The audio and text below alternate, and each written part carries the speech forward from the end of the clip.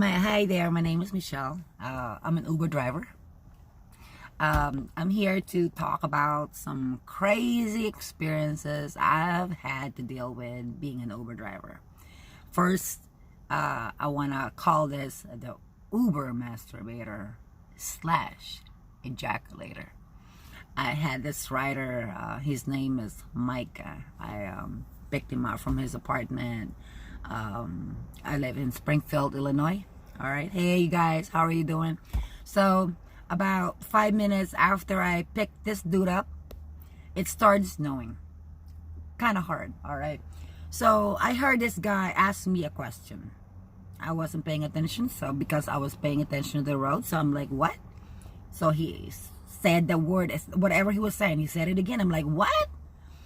Before the third time, before I asked what again, I looked back, and guess what? I saw his private part out, and I heard him say, "Can I jack off?" And I'm like, "Please don't do this. This is really disturbing, man. Please don't. I have a son your age, all right."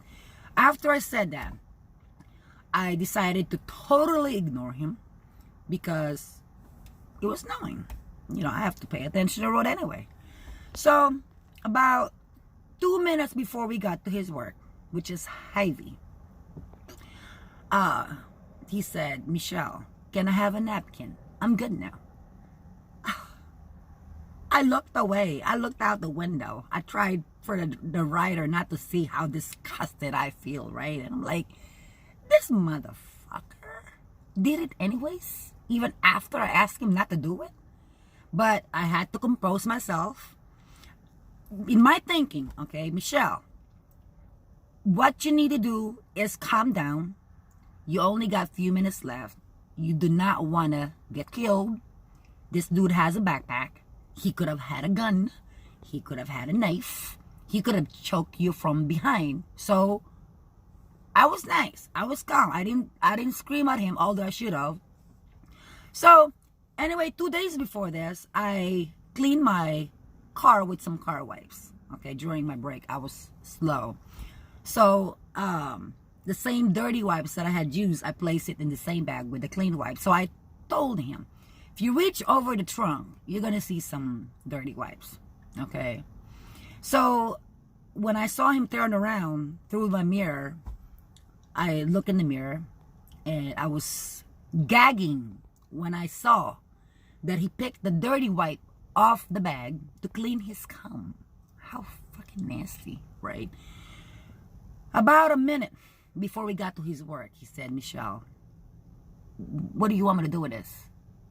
I really wanted to say, "Can you shovel that in your ass?" But I can't because I'm working. I have to be nice, all right? So I did a reverse psychology on this dude. I asked him to roll down the window and throw it out. Although I really wish he would throw it back in the trunk. But since I wasn't paying attention to what he was doing, I didn't know what he did with it. I kept going. I dropped him off at Hy-Vee. And then I parked at Hy-Vee parking lot. I called Uber, let them know, "Hey, this is what happened. Please do not give this rider to me ever again." Oh, and they said, okay.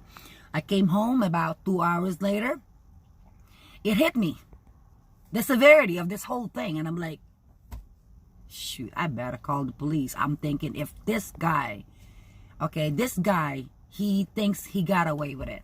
So more likely next time, he might want to rape. And I do not want to, feel guilty about that. So I called the police. I was talking to the dispatcher and she didn't know what to say. She was totally blown away by my story. And she just went, "Well, let me have you talk to one of our female detectives."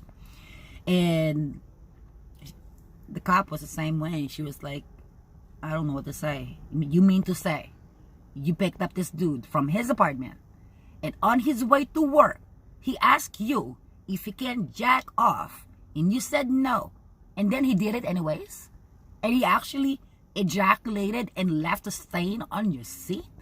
I said, "Yes." So she was really speechless for about a minute, and then she said, well, would you mind if we send a technician over to get a DNA sample? I said, sure. So I waited 30 minutes, like the longest 30 minutes I had to wait my whole life.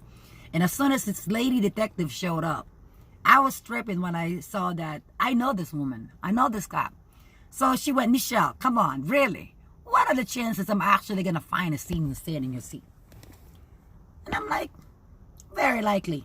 Because I didn't have a semen stain on my seat before I had this dude. You know, like some people would make up a story, maybe hire somebody to masturbate and ejaculate in the seat just to have a story. I'm not stupid. I know there's going to be a DNA test. You know, it'll come back, you know, positive or negative. Yeah, I'm not going to take no chance to go to jail. So, as soon as the lady saw the stain, she grabbed her radio and called the 2 detectives that showed up at Hy-Vee. Oh, I got it. So, you know what that means, right? Like, it's like a signal, like, go ahead and arrest that Uber masturbator. So, as soon as those 2 detectives showed up at Hy-Vee, one of them called me, okay, and she said, Michelle, this Micah dude, his name is Micah, by the way, this Micah dude, is he white or black? I said, he's black. How old do you think he is? I don't know, 25, 26, 27, 28, 29? And she went, okay, we got him. So, they, Hy-Vee, they do have 2 security guards that used to be ex-police officers. So even though Uber doesn't provide us with rider's last name, they easily found the dude. So they told the manager, hey, we're looking for the Uber masturbator / ejaculator, right? And as soon as the manager told the Uber masturbator, he peed on himself at work. This guy probably thinking, this Asian bitch reported me. I thought she's cool. You know, I let his ass know, you can't do that. You can't act like that in an Uber car. And you know, I'm married, okay? Not in a million years that I could ever imagine my own husband, okay, masturbating in our own vehicle. That is so weird. Why does he need to masturbate? First, he don't need to masturbate. I give him plenty at home, all right? Well, thank you guys for watching. Bye-bye.